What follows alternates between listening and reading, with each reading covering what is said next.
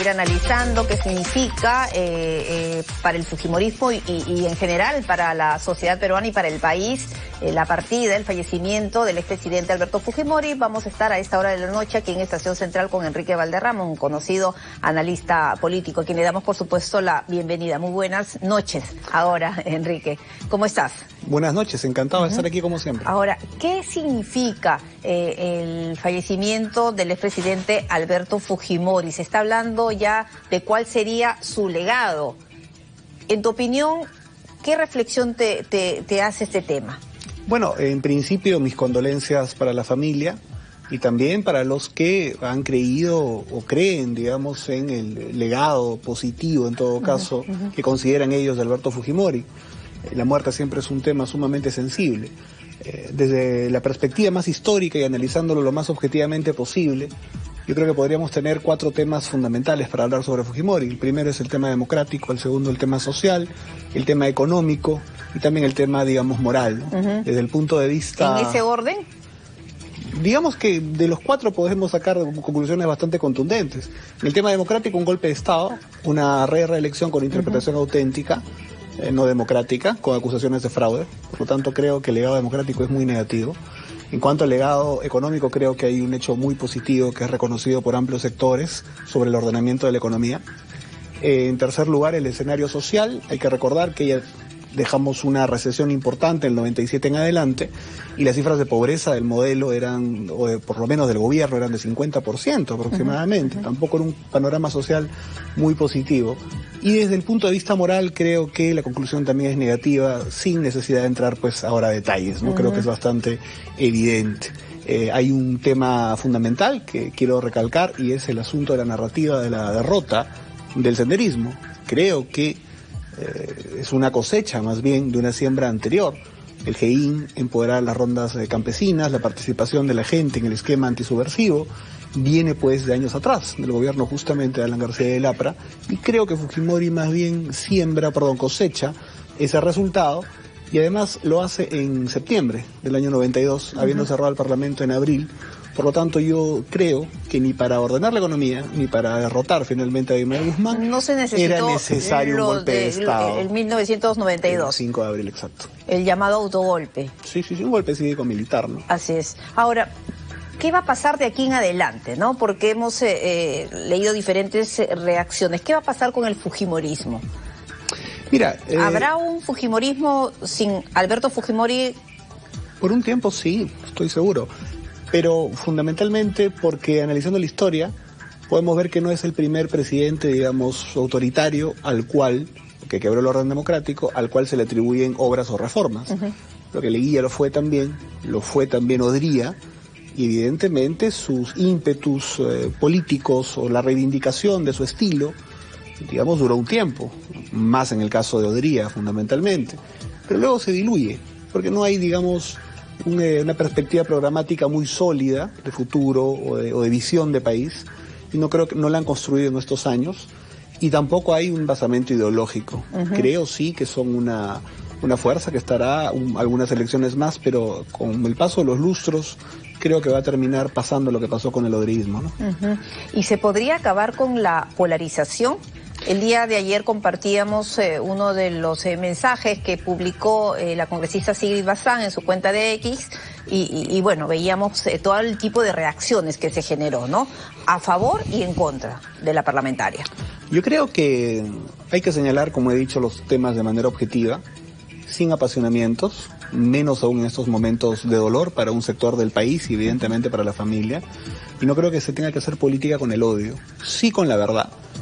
Creo que hay que expresar, como he dicho, el pésame, las condolencias a quienes correspondan, y eso tampoco debe significar adornar de cualidades democráticas a un gobierno que no las tuvo. Creo que hay que tener las cosas claras. En ese sentido me parece excesivo los calificativos, el tono que han utilizado ciertos sectores, digamos, de la izquierda marxista para referirse a estos temas. Ha habido expresiones mucho peores aún, ¿no? Entonces creo que eso no es adecuado. Creo que el país necesita entrar a un proceso de reconciliación. ¿Cómo ingresar a este proceso de reconciliación? ¿Es posible? Toda esa polarización que existe, había encuestas, ¿no?, que hablaban de que la polarización en nuestro país, si bien es cierto, ocurre en todos sitios, pero en el caso del Perú, pues se llega a niveles preocupantes, muy altos. Creo que es importante que los partidos políticos de tradición democrática, que la sociedad civil, incluso que los medios de comunicación puedan empezar a impulsar la posibilidad de que los peruanos empiecen a encontrarse más. Creo que la gran polarización que ha vivido el país, sobre todo marcada en los últimos años por el fujimorismo y el antifujimorismo, nos ha traído resultados catastróficos. Nos trajo de un modo u otro el señor Vizcarra, nos trajo más claramente el señor Castillo. Y creo que es un momento de pasar esa página. Creo que no hay que hacer la política en base al antirracional. ¿Qué nos podría traer el antifujimorismo en el 2026? Yo creo que algo muchísimo peor. Recuerda tú que es muy probable, no seguro porque pueden haber un par de alianzas, es muy probable que la cédula de votación del año 2026 tenga 40 y tantos candidatos. Va a tener casi 1 metro de largo, imagino. Y en medio de eso la dispersión va a ser muy grande. Y la posibilidad que un radical que pueda, digamos, sembrar algunos vientos, por ejemplo, en el sur o en algunas zonas del centro del país, con 12, 13, 14%, pueda meterse a segunda vuelta. Como ha pasado ya anteriormente, y si al frente, por ejemplo, tuviéramos un fujimorismo, creo que la polarización sería tremenda. Yo creo que los sectores democráticos tenemos que apuntalar sin duda una tercera alternativa para no llegar a ese escenario que considero sería catastrófico. Catastrófico para todo nuestro país, porque hemos visto lo que ha pasado en los últimos años. Porque más allá de que Antauro sea o no sea inhabilitado, yo creo que la opción radical de esta elección va a ser peor que Castillo. Claro, porque lo que se está buscando en muchos sectores es mano firme, ¿no? Porque hay Sobre un problema, todo porque vemos el tema de la inseguridad, porque hay un problema social concreto frente a las cuales lamentablemente el gobierno ni el Parlamento hacen nada. Hay un tema de inseguridad muy grave que en realidad se está agravando día a día y ni el gobierno ni el Parlamento hacen absolutamente nada para remediarlo. Y eso genera, pues sin duda, un caldo de cultivo para un mensaje autoritario de vamos a fusilar a todos, vamos a hacer cosas, digamos, radicales que ni siquiera van a cumplir, pero van a generar un clima proclive a la violencia política en el país. Ahora, Keiko Fujimori, a diferencia de su padre, Alberto Fujimori, se preocupó en la formación de un partido político, de consolidarlo, según se señala, bueno, y buscando bases a nivel nacional, la Escuela Naranja, entre otros. Por eso justamente incluso logró que Fujimori en esta última etapa se inscribiera. Por eso comentaba que a diferencia del oderismo, el fujimorismo puede durar un poco más, por la única diferencia fundamental de que Keiko construyó un partido político. Pero sin ideología, como lo comentábamos, ¿no? Es una ironía, porque su padre es conocido por todos, está ampliamente estudiado en el tema académico, no estoy haciendo ninguna ofensa, se encargó de debilitar o intentar destruir todo el sistema de partidos históricos. La hija termina siendo un partido y justamente la misma antipolítica similar a la de su padre, ejecutada en esta vez por Vizcarra, se encargó también de intentar liquidar incluso su partido, pero sin un basamento, digamos, conceptual, programático, claro, ideológico, claro, y más aún sin poder hacer una referencia en el pasado en términos morales, por ejemplo.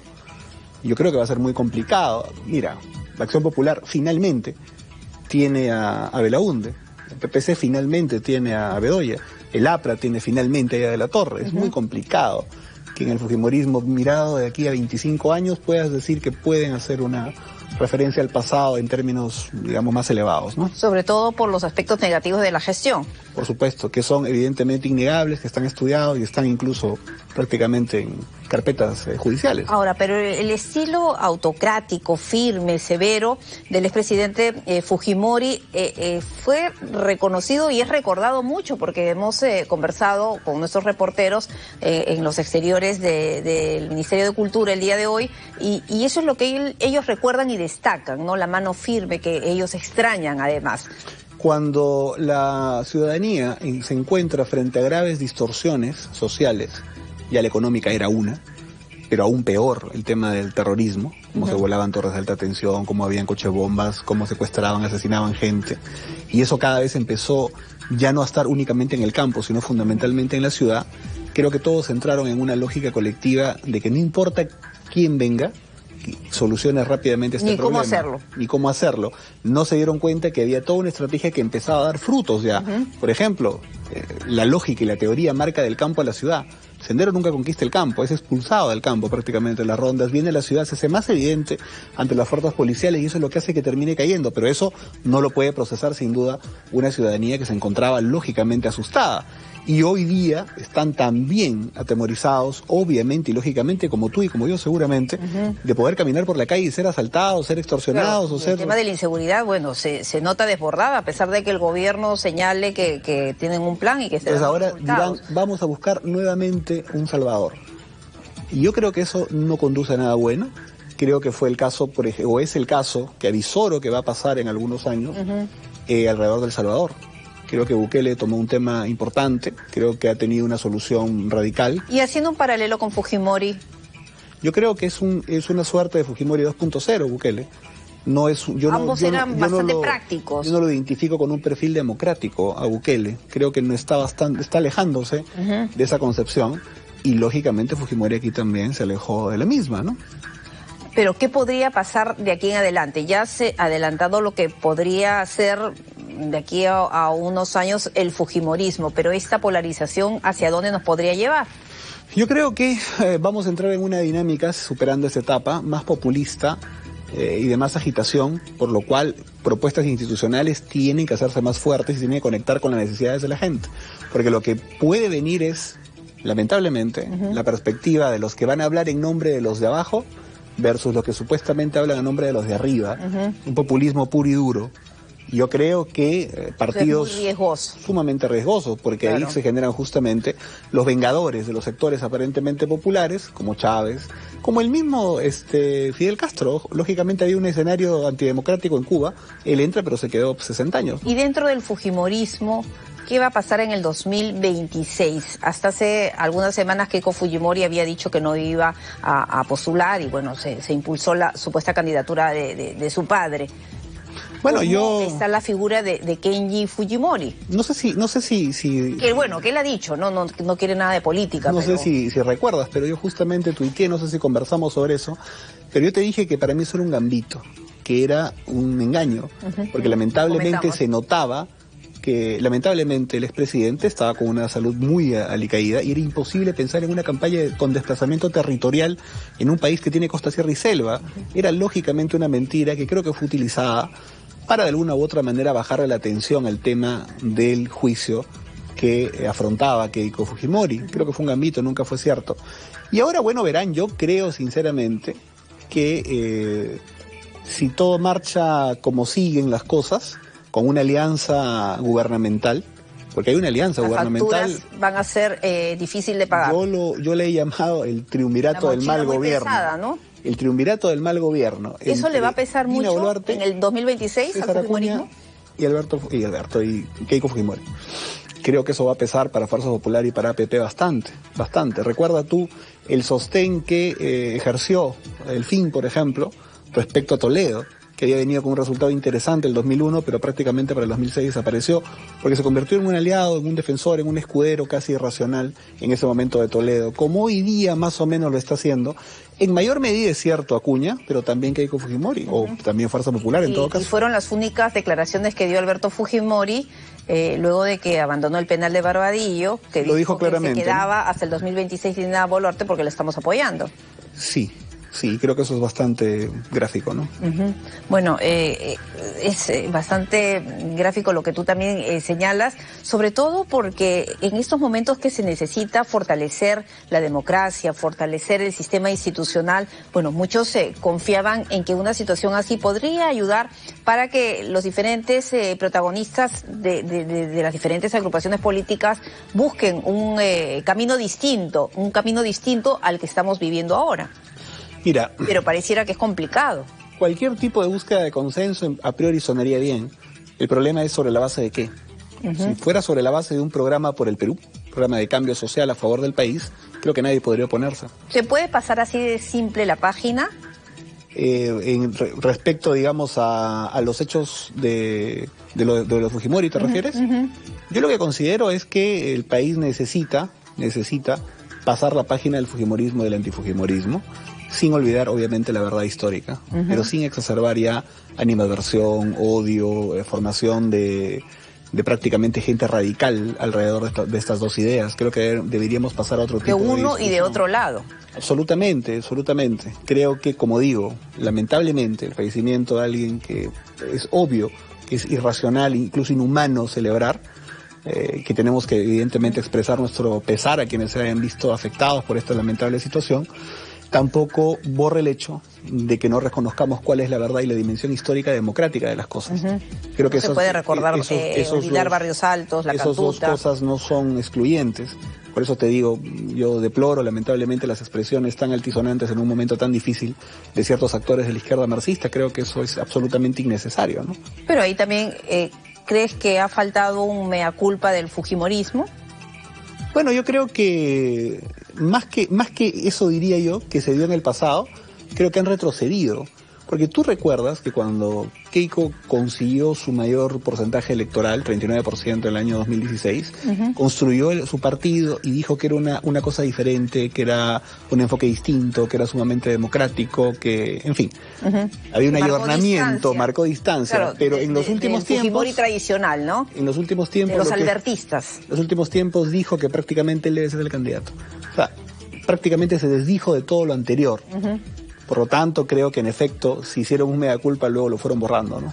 Lamentablemente. ¿Postulará en el 2026 Keiko Fujimori? No lo sé, ojalá que no. Puede tener el mismo resultado. Tiene todo su derecho, pero considero que el país podría quedar al borde de un escenario realmente muy complejo en una segunda vuelta, en donde lógicamente pueda terminar enfrentando un populismo que la termine derrotando.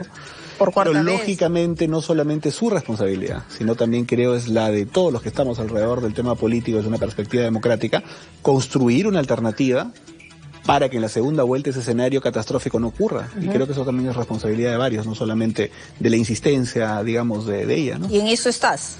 En eso También estamos, en el APRA de diferentes están expresiones. Viajando, ¿no? Así es, hay mucha gente que se está movilizando y estamos levantando las banderas de la agenda social, un programa de cambio que definitivamente necesita el Perú para justamente hablar a los sectores populares, a los sectores C, D y E, de que naturalmente entendemos que en el país las cosas no están bien, pero que necesitamos hacer los cambios en el marco democrático, sin alteraciones. Aunque hay un grupo duro, ¿no?, que quiere ese cambio, pero con mano dura. La izquierda marxista puede que tenga un diagnóstico similar a nosotros en cuanto a que en el Perú hay problemas. El tema es que nosotros desarrollamos propuestas de cambio social técnicamente sustentables y ellos, para curar una jaqueca, quieren decapitar al paciente. Creo que ahí se equivocan muchísimo en las conclusiones, ¿no? Muchísimas gracias, Enrique, por haber estado con nosotros, analizando la situación en este momento aquí en nuestro país tras la muerte de Alberto Fujimori. Nos vamos a una pausa, volvemos con más.